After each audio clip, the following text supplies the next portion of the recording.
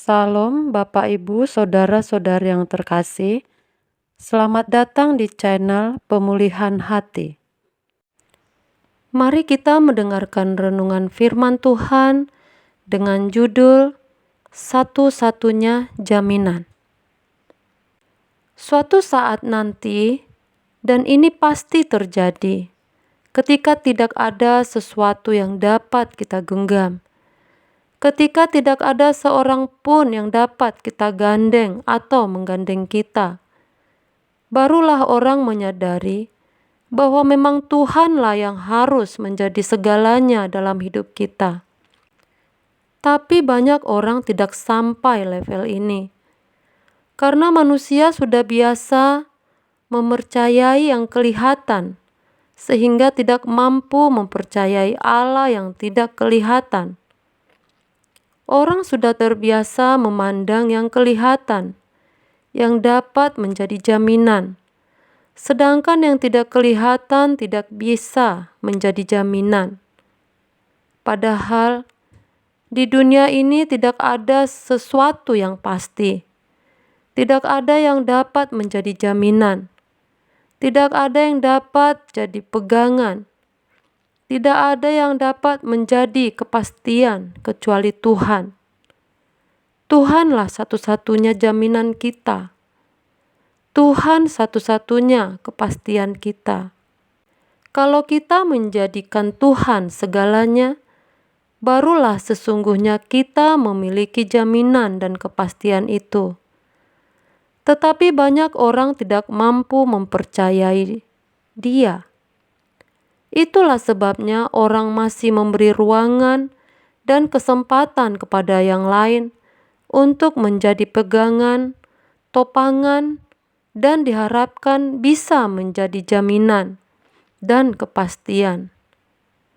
Sebenarnya orang-orang seperti ini sombong, tetapi Tuhan dalam kesabarannya masih memberi kesempatan agar mereka sadar, bertobat, dan berbalik kepadanya.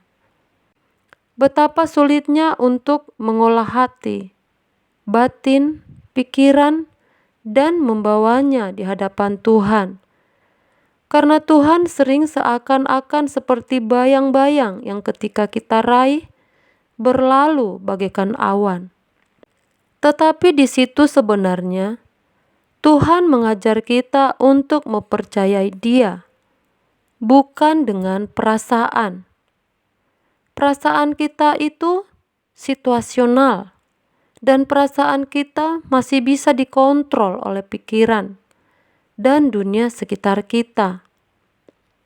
Tetapi iman yang murni dari mata hati yang terbuka untuk bisa mempercayai Allah, itu bukan sesuatu yang sederhana. Maka sekarang kita bisa mengerti mengapa Tuhan membawa kita kepada keadaan-keadaan yang benar-benar sulit, keadaan yang ada di luar kemampuan kita. Sebab disitulah kita dilatih untuk mempercayai Allah yang memiliki kesanggupan apapun. Menjadikan Tuhan itu segalanya tidak sederhana. Sebab kesukaan hati kita harus sepenuhnya kepadanya. Kebahagiaan kita harus benar-benar tertaruh pada Tuhan, sehingga kita bisa mengerti yang dikatakan pemazmur, "Siapa gerangan ada padaku di surga selain Engkau? Selain Engkau, tidak ada yang kuingini." Ciri dari manusia seperti ini, yang pertama, dia tidak bisa berbuat dosa. Dari tidak berbuat dosa sampai tidak bisa berbuat dosa, tentu membutuhkan perjuangan. Sebab tidak berbuat dosa itu merupakan satu keadaan di mana seseorang harus mengalami perubahan kodrat sampai berkodrat ilahi, perubahan kodrat total. Yang kedua, Orang yang menjadikan Tuhan segalanya akan terkondisi untuk tidak menyentuh apa yang salah, bukan sekedar tidak melanggar moral, melainkan tidak melanggar apa yang tidak sesuai dengan pikiran dan perasaan Allah. Yang ketiga, orang yang menjadikan Tuhan segalanya pasti berhenti hidup untuk dirinya sendiri, sebab kiblatnya Tuhan, sepenuhnya untuk kepentingan Tuhan. Barulah ia bisa merasakan perasaan Tuhan yang dikalimatkan dalam 2 Petrus 3. Ia tidak menghendaki seorang pun binasa. Kepeduliannya terhadap keselamatan jiwa sesama tulus. Pekerjaan Tuhan yang diembannya benar-benar makin hari makin murni dan ditujukan untuk kepentingan Tuhan. Ironis, tidak sedikit pendeta atau orang-orang yang aktif dalam pelayanan masih menikmati segelintir atau segenggam kehormatan atau keasikan dalam pelayanan. Dan itu tidak bisa dijelaskan karena menyangkut kedewasaan rohani.